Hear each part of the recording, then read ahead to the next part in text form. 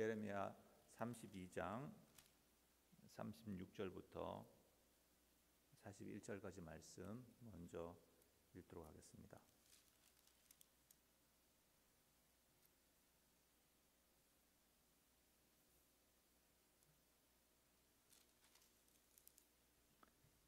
(36절) 그러나 이스라엘의 하나님 여호와께서 너희가 말하는 바 칼과 기근과 전염병으로 말미암아 바벨론 왕의 손에 넘긴 바 되었다 하는 이 성에 대하여 이와 같이 말씀하시니라.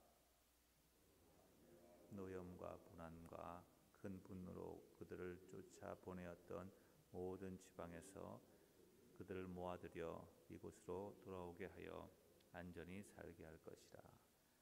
그들은 내 백성이 되겠고 나는 그들의 하나님이 될 것이며 내가 그들에게 한 마음과 한 길을 주어 자기들과 자기 후손의 복을 위하여 항상 나를 경외하게 하고 내가 그들에게 복을 주기 위하여 그들을 떠나지 아니하리라 하는 영원한 언약을 그들에게 세우고 나를 경외함을 그들의 마음에 두어 나를 떠나지 않게 하고 내가 기쁨으로 그들에게 복을 주되 분명히 나의 마음과 정성을 다하여 그들을 이 땅에 심으리라.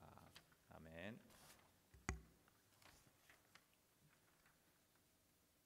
절망 대신 영적인 밭을 사라라는 제목으로 말씀을 나누도록 하겠습니다. 주님을 따르는 길에 있어서 가장 먼저 만나게 되는 것은 절망의 늪입니다. 자기 자신의 모습에 대해서 실망을 하고 또 교회의 모습, 또 다른 그 전에 존경하였던 성도들의 모습, 장로님, 목사님의 모습을 보면서 또 실망할 때가 있습니다.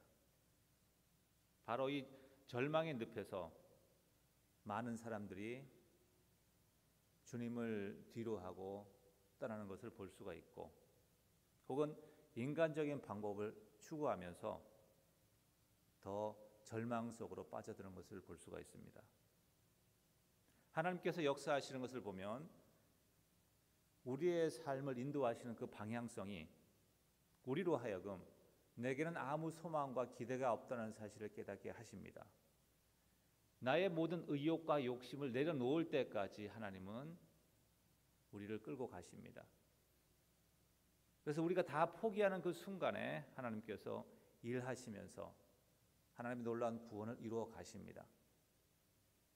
우리가 이 말씀, 이러한 선포, 선언을 많이 들었죠. 그런데 잘 되지 않습니다. 여전히 절망 가운데서 내 힘으로 헤어나오려고 합니다.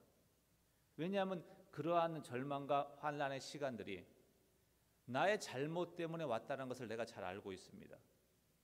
하나님께서 나에게 벌을 주신다고, 나에게 연단의 시간을 주신다는 걸 잘 알고 있습니다. 그래서 그 해결책도 내가 잘못해서 연단이 왔기 때문에 내가 변화해야 된다고 생각을 합니다.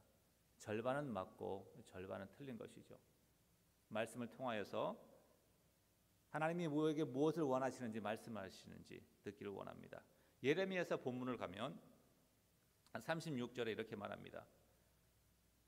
이스라엘 하나님 여호와께서 너희가 말하는 바, 무엇을 말하죠? 이스라엘 사람들이 그 당시에 우리는 이제 망했다. 바벨론 왕이 쳐들어와서 우리를 다 사로잡아 갈 것이고 이 땅은 황폐하게 될 것이다. 원인이 무엇입니까? 이들은 잘 알고 있습니다. 자기들의 죄 때문이라는 사실을, 자기 왕들의 우상 숭배와 온 백성이 하나님을 떠났다는 사실을 잘 알고 있습니다. 그래서 더더욱 이들은 절망 가운데 소망이 없는 것이죠. 이때 하나님께 하시는 말씀 37절부터 41절을 보면 내가라는 표현 각 구절의 앞 문장에서 시작을 합니다. 하나님께서 회복시키시겠다는 약속을 하시는 것이죠. 그러면서 37절 38절 그들을 다시 돌아오게 하겠다. 그리고 내가 그들의 하나님이 되어서 그들을 지켜주겠다라고 말씀을 하십니다. 자, 하나님의 구원은 이스라엘 역사 가운데서도 있었습니다. 그 그런데 무엇이 문제였죠? 이들이 다시 범죄한다는 것입니다. 다시 바알을 섬기고 아세라를 섬김으로 말미암아서 오늘 구원을 받았지만 우리의 후손들은 다시 하나님의 진노 가운데 놓을 수 있다는 것이죠. 문제는 무엇입니까? 마음이죠. 이제는 하나님께서 그전에 약속하지 않으셨던 놀라운 구원의 계획을 말씀하십니다. 그것이 무엇입니까? 39절에 그들에게 한 마음과 한 길을 주겠다. 한 마음은 내면의 동기를, 마음은 내면의 동기를 말하죠. 그들이 하나님만 사랑하도록 하겠다. 바알과 하나님을 같이 섬기는 것이 아니라 하나님만 섬기도록 하겠다. 그들의 마음을 바꿔주겠다라고 말씀하시고, 한 길은 그들의 삶의 모습을 말합니다. 마음과 삶이 온전히 하나님께 나오도록 하겠다. 이렇게 하나님께서 고쳐주시겠다고 말씀하십니다. 우리가 절망 가운데 빠져 있는 이유, 나의 죄성과 나의 지속되는 그런 하나님을 따르지 못하는 모습들, 하나님께서 고쳐주시겠다고 약속하시죠. 그러면서 40절에 어떤 언약을 줍니까? 내가 그들을 떠나지 아니하리라 하는 영원한 언약을. 하나님께서 이스라엘 백성을 바벨론에게 멸망하게 하실 때에 그들은 이렇게 생각합니다. 하나님이 우리를 버리셨다. 하나님의 말씀은 아니다, 그게 아니야. 여전히 나는 이스라엘의 하나님이다. 여전히 너희와 함께 할 것이다. 너희가 바벨론으로 가면 내가 거기서 너에게 환상을 보여주고 하나님의 약속을 다시 확인시켜 주실 것이다. 근데 에스겔 선지자가 한 환상을 보았던 장소는 갈대아 그발 강가였습니다. 하나님이 그들의 백성과 같이 그까지 가신 것이죠. 그런데 이스라엘 백성은 그것을 믿기가 어려웠던 것입니다. 그때 하시는 말씀이 내가 너를 떠나지 않겠다는 그 언약을 내가 믿도록 해주겠다.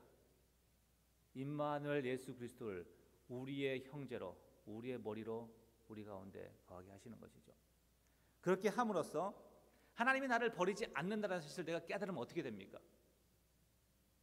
내가 아무리 잘못된 길로 나가도, 세상으로 나가도 하나님이 나를 버리지 않는다는 확신이 있으면 첫 번째, 무서워서 돌아옵니다. 맞으니까. 두 번째, 나도 하나님을 떠나지 않습니다.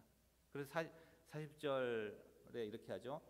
그들의 마음에 두어 마지막에 나를 떠나지 않게 하고, 이것이 하나님께서 그 백성을 회복시키시는 방법입니다. 마음을 회복시키시는. 그래서 신약에 가면 성령을 부어주시죠. 그 성령이 우리를 떠나지 않는다고 말씀하셨습니다.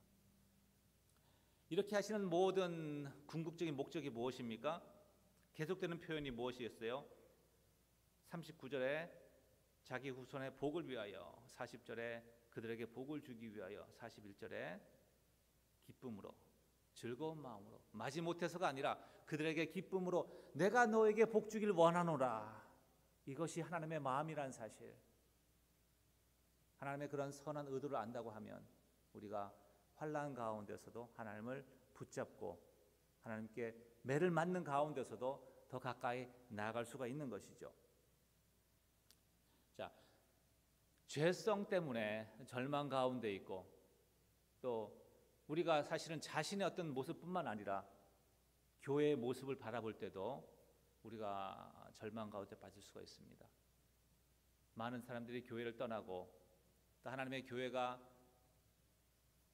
쇠퇴해 가는 것을 보면서 우리는 절망 가운데 빠질 수가 있습니다. 그런데 하나님이 말씀하시기를 하나님께서 하시겠다, 하나님께서 회복시키시겠다고 약속을 하십니다. 자, 그러면 우리는 해야 할 일이 없을까요? 우리는 무엇을 해야겠습니까? 42절, 44절 같이 읽도록 하겠습니다. 한 목소리로. 42절, 여호와께서 이와 같이 말씀하시니라. 내가 이 백성에게 이 큰 재앙을 내린 것 같이 허락한 모든 복을 그들에게 내리리라. 너희가 말하기를 황폐하여 사람이나 짐승이 없으며 갈대아인의 손에 넘긴 바 되었다는 이 땅에서 사람들이 밭을 사되 베냐민 땅과 예루살렘 사방과 유다 성읍들과 산지 성읍들과 저지대 성읍들과 네겝의 성읍들 중에 들에 있는 밭을 은으로 사고 증거를 기록하여 봉인하고 증인을 세우리니 이는 내가 그들의 포로를 돌아오게 함이니라. 여호와의 말씀이니라. 하나님께서 하시는 말씀이 이 예루살렘이 바벨론에 망할 것이다. 그렇다. 내가 그렇게 했다. 그런데 사람들도 그것을 말하고 있지 않느냐. 사람들이 절망 가운데 있지 않느냐. 그런데 내가 하는 약속의 말씀은 이거다. 다시 돌아오게 해서 이 땅에 토지를 사고 팔게 할 것이다. 다시 토지 거래가 일어날 것이다. 무슨 말이죠? 그 땅이 다시 너희들 것이 될 것이다 라는 약속입니다. 그러면서 예레미야에게 32장 앞부분에 있는 말씀이 무엇이냐면 너는 가서 밭을 사라 이렇게 말씀하십니다. 지금 사람들이 예루살렘에 멸망할 것을 다 알고 있어요. 그래서 밭을 팔아서 돈을 챙겨야 됩니다. 그래서 포로 생활을 갈 때 타지로 도망자 생활을 할 때 도움이 되잖아요. 그죠? 그런데 예레미야에 가서 지금 밭을 사라고 얘기를 합니다. 그 얘기는 사람들에게 내가 회복의 말씀을 선포하면서 다시 이 땅이 회복될 것이라는 것을 네가 밭을 삼으로써 보여주어라 라고 이야기하는 것입니다. 이 말씀을 우리의 삶에 적용을 한다면 우리의 영적인 나의 삶, 모습 혹은 우리 가정과 교회의 모습을 바라보면서 우리가 절망 가운데 낭만 가운데 빠지지 말고 우리가 영적인 밭을 사야 합니다. 하나님의 회복의 말씀을 선포하고 하나님 나라에 우리의 인생을 투자해야 한다는 것이죠. 그래서 하나님께서 머리 대신 교회의 머리 대신 그리스도께서 다시 오실 때에 지금은 초라해 보이는 이 교회가 영광 중에 나타날 것이고 하나님 나라를 위해 헌신했던 자들이 그리스도의 영광에 같이 참여할 것입니다. 그것을 믿는 자는, 그것을 선포하는 자는 어떻게 살아야겠습니까? 나의 삶을 하나님 나라를 위하여서 복음과 교회를 위해 투자함으로써 영적인 밭을 사야 하는 것이죠. 기도하시겠습니다.